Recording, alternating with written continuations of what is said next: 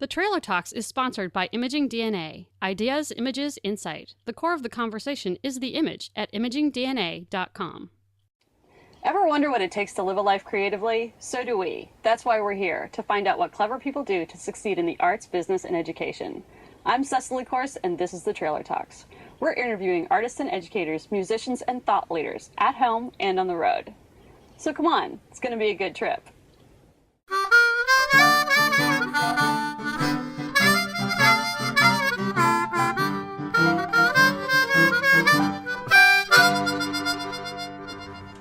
Hey, welcome to the trailer. Come on in. Today, we're in the trailer and on Skype with Steve Olsher, a reinvention expert from Chicago. Let's hear his story. Whole thing over again. I go. All right. So tell me about your journey thus far. So my journey thus far, and of course in life we don't know if that journey will end tonight or tomorrow, but thus far it's been interesting because I'm a lifelong entrepreneur. Got started when I was really young. Literally just wired to try to make $1 out of 15 cents from day one. About when I was 20, I started my first official business, which was a non-alcoholic nightclub. And got involved after that in the catalog industry and the .com world and radio and real estate and so on. So really done quite a bit over the years, but really it was about 5 years ago now that I had my personal wake-up call. I was with my stepfather, who was very much a father to me, raised me since I was 10. And he was unfortunately very sick. He was on his deathbed in his final days, and I was holding his hand. And I had a vision of my funeral, not of his funeral, but actually of mine. And I could hear the words being spoken graveside, what they were talking about me, which is, "Here lies Steve Olsher. He dedicated his life to chasing the almighty dollar."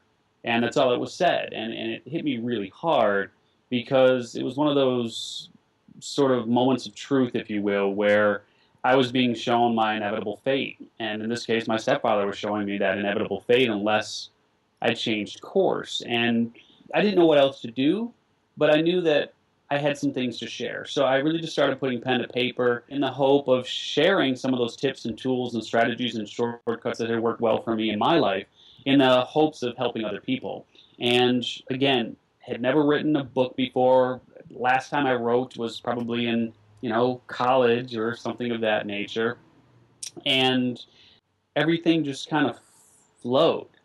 And it's really hard to explain where it all came from, but I started getting this sense of how to help people identify what it is that they're really compelled to do, and began creating this system around being able to answer the question that I now call, what is your what? So my work is really focused today on helping people answer that question of what is your what? What is that one amazing thing you were born to do? But going into it, as I said, I had no clue that any of this was within.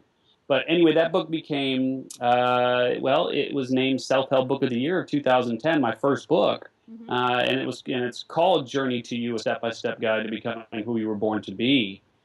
And I then moved from helping people understand what their what is to then helping them understand the how. How do you then share that gift with the world and monetize it so you can continue to share your message? And so since 2009, I've been teaching something called the Reinvention Workshop, which really helps people hone in on who they are and what they're naturally wired to do, and then teach them how to share that message. And Wiley was kind enough to ask me to write a new book, which is this book, which is called What is Your What? Discover the One Amazing Thing You Were Born to Do. This is the manuscript, but that's coming out fairly soon here. Excellent. So that's been my journey to date. You had like a big conference in Chicago. We did, yeah. Internet Profits Live. We've done it twice now. We did it once in 2012 and again in 2013. Mm-hmm. Twice actually in about 10 months. And at the first one, we had just really awesome people like Larry Winget and Jay Conrad Levinson, who wrote Guerrilla Marketing, and Mike Filsame and Armin Morin, and just really great folks who are so smart and just, really just, man, it was just great to see them live and have them share their wisdom. And then in 2013, we did it again. Mm-hmm. And that's how I heard about you, was through Pat Flynn. And that's where I first heard your name, was Okay. because Pat mentioned you on his podcast. Yeah, Pat spoke there, and Jason Van Orden spoke, and Brendan Burchard, and Joel Comm, and Vishen Lakhani of Mind Valley. I mean, just a really great lineup of super talented folks. Do you think business has changed at all because of the internet, or do you think people are changing the way they do business? I think that there's no doubt that business has changed since the internet. Number one, business has changed because it's had to. I mean, there's really the dinosaurs who refuse to evolve and die, and then there are those who take a look at what's going on and oftentimes react to it, but react accordingly. And so it then puts them in position to survive and in some cases thrive. But reality is that the internet has really changed not necessarily the way we do business, but the way that we communicate, which has then affected the way that we do business. So it is more of a sort of a cart pushing the horse, if you will, because what businesses have realized is that it's no longer about the product, it's no longer about the brand, it's about the people. It's about the people that use the product, it's about people that are fans of the brand, and it's about people that have had success using those tools. It's all we're really selling are tools that accomplish different tasks. And once people made the shift from a business perspective of just pushing the tool to really understanding that it's about the people who use the tool and how they use it, that's when things have really taken on a really interesting dynamic. And it's also the reason why people like you, people like me, are able to really compete in ways that we could never compete before with the big boys, because it's a formula that anyone can emulate, anyone can model. And so what it's done is it's really taken sort of the mystery out of the business and brought it down to ground level and said, if you follow these simple tenets, you can create a meaningful sized business. Right. And it's especially effective if you start looking at your data. So, For sure. how much do you monitor the data regarding your different communication streams? You know, it's interesting. There's so many tools out there now that help you do exactly that in terms of knowing what's working and what's not working. Before, it was sort of like trying to shoot at bats in the dark, and now we're like catching fish in a barrel, right? I mean, if you're even in the least bit attentive to what's going on with your efforts, with your marketing efforts, you know who's using your product, who is the likely beneficiary of what you created, and how to reach them. And so the long answer to your very short question is, reality is that, yeah, we absolutely monitor that, because if you're still spending money in sort of this shotgun approach where you're just shooting and hoping to hit, I mean, again, you kind of go back to the age of the dinosaurs, and extinction is on the horizon. I mean, it's you have to operate like a sniper, where it's not even aiming for the target. I mean, it's the center of the bullseye. There are very specific people who use your products, they resonate with your services, and to try to convert other people, it's like jamming a square peg into a round hole. You're just going to get pain. And so those that understand that, let's go after the round pegs as opposed to trying to push the square pegs in there, those are the companies that are going to thrive. And it's absolutely all about metrics, understanding where you're trafficking from, understanding who your customers are, and creating sort of that beneficiary profile, if you will, where you can really identify just as much as some of the most sophisticated companies could identify back in the day. You have that sort of demographic detail and data at your fingertips now with free tools. And I mean, Google is a perfect example through their analytics tool, which is 100% free. Just plug it into your site and you'll get some demographic info just like that. Right. What's your creative process like? Because you've created an awful lot. It's the double-edged sword of being a creative person, where I have more ideas than I have time. So it's a gift and a curse. And my process really at this point is I have to be very specific about what I pursue. And I have folks who work for me and they get very, very mad because I put them on a path and I say, oh, wait a minute, today's Monday, let's go on a different path. So it's something where I have to really reel it in and try to get something up to a level where it sustains itself, and then ostensibly replace the team that's in place so that they can then move on to something else while that soars on its own. But the creative process for me is all about just trying to understand how I can be of most value and provide the most service to those that I'm most compelled to serve. Tell me about the past year's pinch me moment.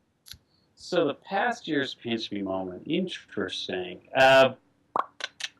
It's got to be Internet Profits Live, and just really seeing how it's in a fairly short period of time. A lot of folks that I may have thought were on a whole different level, that may have been unreachable in the past, very much came to the table in a way where it was almost just like, I've been waiting for you to ask me, and now that you've asked me, I'm happy to support you. So that was pretty flattering. And then getting the book deal for What Is Your What was that was pretty cool. So do you ever take a day off? Saturdays and Sundays I do try to take off, but nevertheless I know what I hate about other companies, and I know what I hate about other people. And if you get to the point where you're so big that you become inaccessible, I loathe that, and I hope that I never get to the point where, even if I have, millions of books in print and speaking gigs daily and this, that, and the other, I still want to pick up my phone if somebody's calling. I still want to answer an email if somebody takes the time to reach out to me. Someone just took the Reinvention Workshop online. We have it online at the reinventionworkshop.com, but we also have it through some of the online course-type companies like Udemy, Udemy. And so someone took it on Udemy, and she sent me an email, and she was just talking about her experience. And I just think it's so cool, like when you said you got notes of stuff that you find interesting or helpful. If you send me an email and say, hey, I found this to be interesting, I found this to be helpful, I love hearing that stuff. I'm definitely going to open up the dialogue with you and just, what are you working on? What did you find cool? What, tell me about you. I love it when you get that direct feedback. It's like, hey, what you did helped. How often do you get that? No less than a couple times a day. Oh, that's great. So what's your advice for people who are living a creative life? Well, I mean, let's be clear that in my way of thinking, not all of us are built as creatives. It's not the same definition for all of us, but I do believe that we are each wired to excel in very specific ways. And so as long as you express what that is for you, it may not be creative insofar as perhaps creating a book cover, or creating a piece of art, or creating something for people to use on a daily basis, like a Snuggie, or it doesn't matter. There's lots of different ways to express who you are and what it is that you're compelled to do. And from where I sit, so long as you understand what your gifts are and you share those gifts with the world, the creative process will almost take care of itself and manifest itself in a way that reflects what it is that you're compelled to do and who you're compelled to serve. I love it. Do you have anything else that you want to add? What I really like people to think about is the fact that it's so easy to be a critic, and it's super hard to be a creator.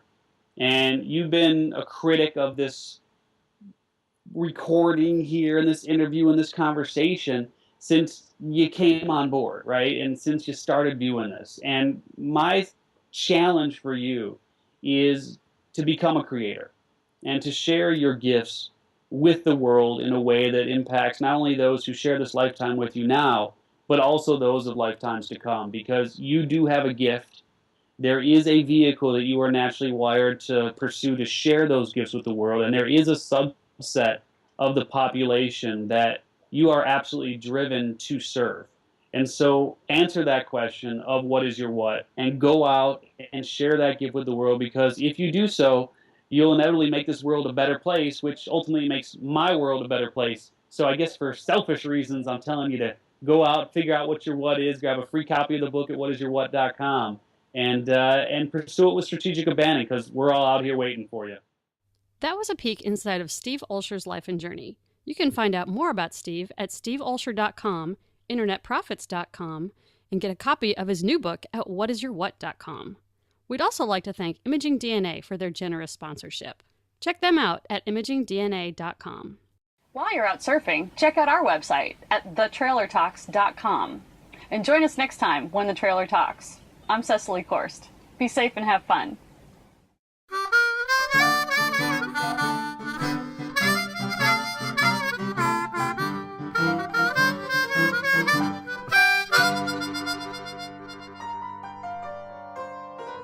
Let's be funny.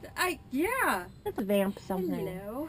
Hello. Hello. Hello, would you like to meet the hedgehog? Here's the hedgehog. Here's the hedgehog.